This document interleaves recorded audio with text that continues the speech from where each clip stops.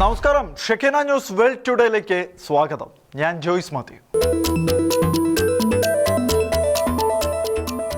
തന്റെ ക്രിസ്തീയ വിശ്വാസം ഏറ്റുപറഞ്ഞുകൊണ്ട് പ്രസിഡൻഷ്യൽ സന്ദേശം പങ്കുവെച്ച ഡൊണാൾഡ് ട്രംപ് യേശുക്രിസ്തുവിന്റെ അമ്മയും ബൈബിളിലെ ഏറ്റവും വലിയ വ്യക്തിത്വങ്ങളിൽ ഒരാളുമായ മറിയത്തിന്റെ വിശ്വാസം, എളിമ, സ്നേഹം എന്നിവയെ ആദരിക്കുന്ന ഒരു പുണ്യദിനമായി എല്ലാ അമേരിക്കക്കാരും ഡിസംബർ 8 ആഘോഷിക്കണമെന്ന് പ്രസിഡന്റ് ഡൊണാൾഡ് ട്രംപ് പ്രഖ്യാപിച്ചു. അമേരിക്കയുടെ 250 വർഷത്തെ പാരമ്പര്യത്തിൽ അമ്മ മാതാവിന്റെ സ്ഥാനം എടുത്തു പറയുന്ന സന്ദേശത്തിൽ സമാധാനം, പ്രത്യാശ, സ്നേഹം എന്നിവ മുന്നോട്ട് കൊണ്ടുപോകുന്നതിൽ മറിയത്തിന്റെ പങ്കിനെ അംഗീകരിക്കുകയും പൂർണ്ണ സ്നേഹത്തോടെ നന്ദി പറയുകയും ചെയ്യുന്നതായി ഡൊണാൾഡ് ട്രംപ് കുറിച്ചു.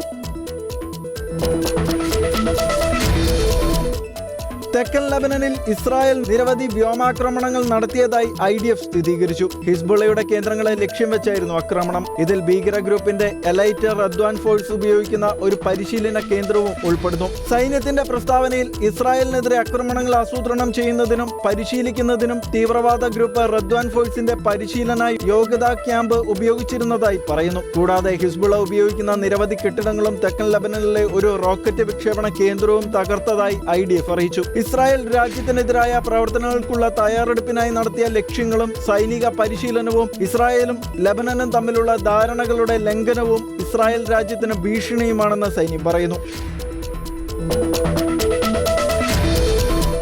ഇറാന്റെ പിന്തുണയോടെ തുർക്കി ആസ്ഥാനമായി പ്രവർത്തിക്കുന്ന ഹമാസിന്റെ പണമിടപാട് ശൃംഖല വഴി ഗാസയിലെ ഭീകരർക്ക് കോടിക്കണക്കിന് ഡോളർ കൈമാറിയതായി ഇസ്രായേൽ. ഇറാന്റെ സഹായത്തോടെ ഹമാസ് തുർക്കിയുടെ സാമ്പത്തിക അടിസ്ഥാന സൗകര്യങ്ങൾ തീവ്രവാദ ആവശ്യങ്ങൾക്കായി ചൂഷണം ചെയ്യുന്നുണ്ടെന്നും ഷിൻബെറ്റും IDFും വ്യക്തമാക്കി. തുർക്കിയിൽ താമസിക്കുന്ന പാലസ്തീനികൾ ഭീകര സംഘടനയുടെ സാമ്പത്തിക ശൃംഖല പ്രവർത്തിപ്പിക്കുന്നുണ്ടെന്നും ഇറാന്റെ സഹായത്തോടെ രാജ്യത്തിന്റെ സാമ്പത്തിക അടിസ്ഥാന സൗകര്യങ്ങൾ തീവ്രവാദ ആവശ്യങ്ങൾക്കായി ചൂഷണം ചെയ്യുന്നുണ്ടെന്നും ഇസ്രായേൽ പ്രതിരോധ സേനയും ഇസ്രായേൽ സുരക്ഷാ ഏജൻസിയായി ഷിൻബെറ്റും പറഞ്ഞു. ഇതുവഴി ഗാസയിലെ ഹമാസ് ഭീകരർക്ക് ഇറാൻ കോടിക്കണക്കിന് ഡോളർ കൈമാറിയതായാണ് ഇസ്രായേൽ പറയുന്നത്. ക്രിപ്റ്റോ കറൻസി വഴി പണം കൈമാറ്റം ചെയ്യുകയും പിന്നീട് നെഗവിലെ ഡീലർമാരിൽ നിന്നും ആയുധങ്ങൾ വാങ്ങാൻ ഉപയോഗിക്കുകയും ചെയ്തു. പിന്നീട് ആയുധങ്ങൾ ജൂഡിയയിലേക്കും സമരിയയിലേക്കും മാറ്റിയതായാണ് റിപ്പോർട്ടുകൾ. ഇറാനിയൻ ഭരണകൂടത്തിന്റെ പിന്തുണയും പ്രോത്സാഹനവുമുള്ള ഹമാസ് ഭീകര സംഘം ഇസ്രായേൽ രാജ്യത്തിനെതിരെ തീവ്രവാദ ഗൂഢാലോചനകൾ പിന്തുടരുന്നത് തുടരുകയും ഗാസ മുനമ്പിനകത്തും പുറത്തും തങ്ങളുടെ അടിസ്ഥാന സൗകര്യങ്ങൾ പുനർനിർമ്മിക്കാൻ ശ്രമിക്കുകയും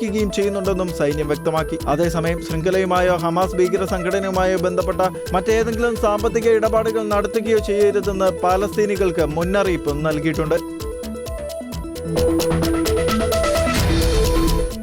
US സ്റ്റേറ്റ് മുസ്ലിം ബ്രദർഹുഡിനെയും കൗൺസിൽ ഓൺ അമേരിക്കൻ ഇസ്ലാമിക് റിലേഷൻസിനെയും വിദേശ ഭീകര സംഘടനയായി പ്രഖ്യാപിച്ചുകൊണ്ട് ഫ്ലോറിഡ ഗവർണർ റോൺ ഡെസാന്റിസ് ഉത്തരവിറക്കി. ഈ സംഘടനകളുടെ നിയമവിരുദ്ധ പ്രവർത്തനങ്ങൾ തടയുന്നതിനുള്ള എല്ലാ നിയമപരമായ നടപടികളും സ്വീകരിക്കാൻ ഫ്ലോറിഡ ഏജൻസികൾക്ക് ഇതിനാൽ നിർദ്ദേശം നൽകിയിരിക്കുന്നുവെന്നും അതിൽ ഭൗതിക പിന്തുണ നൽകുന്ന ആർക്കും നിയമപരമായ നടപടികൾ നേരിടേണ്ടി വരുമെന്നും എക്സിൽ പങ്കുവച്ച കുറിപ്പിൽ ഫ്ലോറിഡ ഗവർണർ വ്യക്തമാക്കി.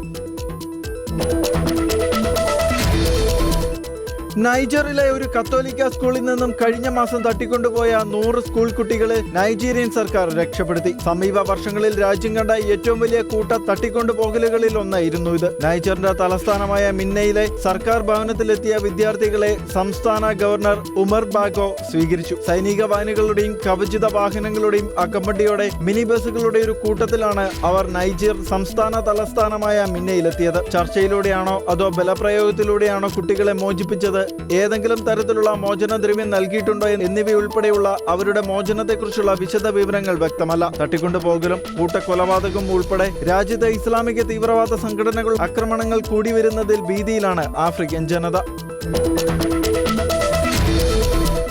തായ്ലൻഡും കംബോഡിയയും തമ്മിൽ തർക്കമുള്ള അതിർത്തി പ്രദേശത്ത് വീണ്ടും കനത്ത പോരാട്ടം. അതേസമയം തങ്ങളുടെ പ്രദേശത്ത് കടന്നു കയറിയ കംബോഡിയൻ സൈന്യത്തെ പുറത്താക്കാനുള്ള നടപടികൾ തുടങ്ങിയതായി തായ്ലൻഡ് അറിയിച്ചു. ജൂലൈ മാസത്തിൽ അമേരിക്കൻ പ്രസിഡന്റ് ഡൊണാൾഡ് ട്രംപിന്റെ മധ്യസ്ഥതയിൽ കൊണ്ടുവന്ന വെടിനിർത്തൽ കരാർ ഇതോടെ ലംഘിക്കപ്പെട്ടു. തായ്ലൻഡിലെ തീരദേശ പ്രവിശ്യയിൽ കംബോഡിയൻ സൈന്യത്തെ കണ്ടതായി തായ് നാവികസേന ചൊവ്വാഴ്ച അറിയിച്ചിരുന്നു.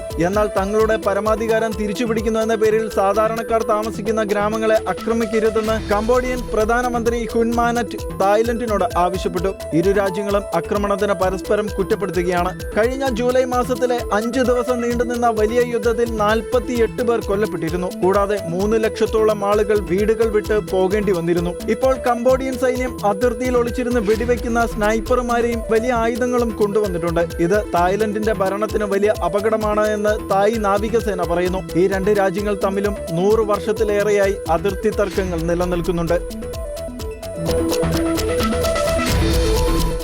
4 വർഷത്തോടടുക്കുന്ന റഷ്യ-ഉക്രൈൻ യുദ്ധം തീർക്കാൻ താൻ മുന്നോട്ട് വെച്ച 28 ഇന സമാധാന പദ്ധതി അംഗീകരിക്കാൻ ഉക്രൈൻ പ്രസിഡന്റ് വ്ളാഡിമിർ സെലൻസ്കി ഇതുവരെ തയ്യാറായിട്ടില്ല എന്ന് അമേരിക്കൻ പ്രസിഡന്റ് ഡൊണാൾഡ് ട്രംപ്. കരാർ വിഷയത്തിൽ അമേരിക്ക ഉക്രൈൻ പ്രതിനിധികൾ നടത്തിയ ചർച്ച ശനിയാഴ്ച തീരുമാനമാകാതെ അവസാനിച്ചതോടെയാണ് സെലൻസ്കിക്കെതിരെ ട്രംപ് വീണ്ടും രംഗത്തെത്തിയത്. അമേരിക്ക മുന്നോട്ട് വെച്ച കരാർ സെലൻസ്കി ഇതുവരെ വായിച്ചു പോലും നോക്കിയിട്ടില്ല എന്നും താൻ അതിൽ നിരാശനാണെന്നും ട്രംപ് പറഞ്ഞു. ഉക്രൈൻ ജനതയ്ക്ക് കരാർ ഇഷ്ടപ്പെട്ടു, റഷ്യയ്ക്കും ഓക്കെയാണ്, പക്ഷേ സെലൻസ്കിക്ക് പിടിച്ചിട്ടില്ല എന്നാണ് ട്രംപ് പറയുന്നത്. ഉക്രൈന്റെ പ്രധാന വ്യവസായ മേഖലയായ ഡോൺബാസ് റഷ്യയ്ക്ക് വിട്ടുകൊടുക്കാൻ സെലൻസ്കിയും സഖ്യകക്ഷികളായ യൂറോപ്യൻ രാജ്യങ്ങളും സമ്മതിക്കാത്തതാണ് കരാർ അനിശ്ചിതത്വത്തിലാകാൻ കാരണം. ഈ പ്രദേശം കൈമാറണമെന്ന ട്രംപിന്റെ പദ്ധതിയിലെ വ്യവസ്ഥ റഷ്യയ്ക്ക് ആധികാരിക വിജയം നൽകുമെന്ന് അവർ ആരോപിക്കുന്നു. അതേസമയം ഉക്രൈൻ പ്രദേശങ്ങൾ നൽകിയാലേ യുദ്ധം നിർത്തുമെന്ന് കടുംപിടുത്തത്തിലാണ് റഷ്യ.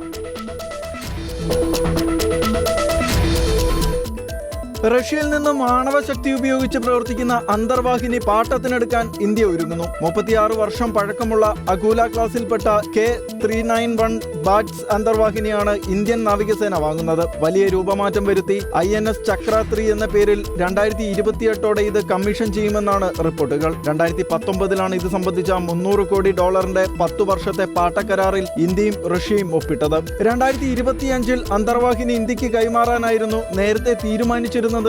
രൂപമാറ്റം വരുത്താനുള്ള പ്രക്രിയകളും ആഗോളതലത്തിലുള്ള ഉപരോധങ്ങളും അത് വൈകിപ്പിക്കുകയായിരുന്നു. ഇന്ത്യൻ നാവികസേനാംഗങ്ങൾക്ക് പരിശീലനം നൽകുക, ആണവ എഞ്ചിൻ ഉപയോഗിച്ച് പ്രവർത്തിക്കുന്ന അന്തർവാഹിനികൾ കൈകാര്യം ചെയ്യാൻ വൈദഗ്ധ്യം നൽകുക എന്നിവ ലക്ഷ്യമിട്ടതാണ് കരാർ. അതിലെ വ്യവസ്ഥ പ്രകാരം അന്തർവാഹിനിയെ യുദ്ധമുഖത്ത് വിന്യസിക്കാനോ ആക്രമണങ്ങളിൽ ഉപയോഗിക്കുവാനോ ആണവായുധങ്ങളെ പ്രതിരോധിക്കുവാൻ ലക്ഷ്യമിട്ട് നടത്തുന്ന രഹസ്യ പെട്രോളിംഗിന് ഉപയോഗിക്കുവാനോ പാടില്ല. കൂടാതെ ദീർഘദൂര ആണവ മിസൈലുകൾ അന്തർവാഹിനിയിൽ സജ്ജീകരിക്കാൻ പാടില്ല എന്നും നിഷ്കർഷിക്കുന്നു. പുനർരൂപകൽപ്പന പൂർണ്ണമായും റഷ്യയിൽ നടത്തണമെന്നുമുണ്ട്. അതേസമയം ഇന്ത്യയുടെ ആശയവിനിമയോപാധികളും സെൻസറുകളുമെല്ലാം ഇതിൽ സജ്ജീകരിക്കാനുമാകും.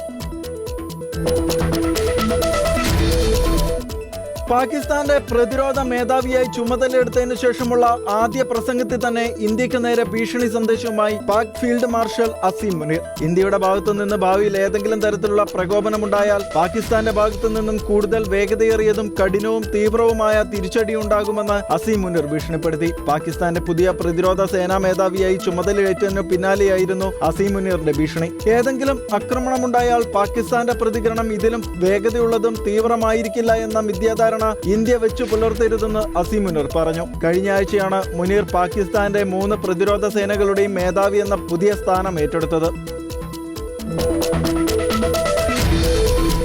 വെൽ ടുഡേ സമാപിക്കുന്നു. നന്ദി, നമസ്കാരം.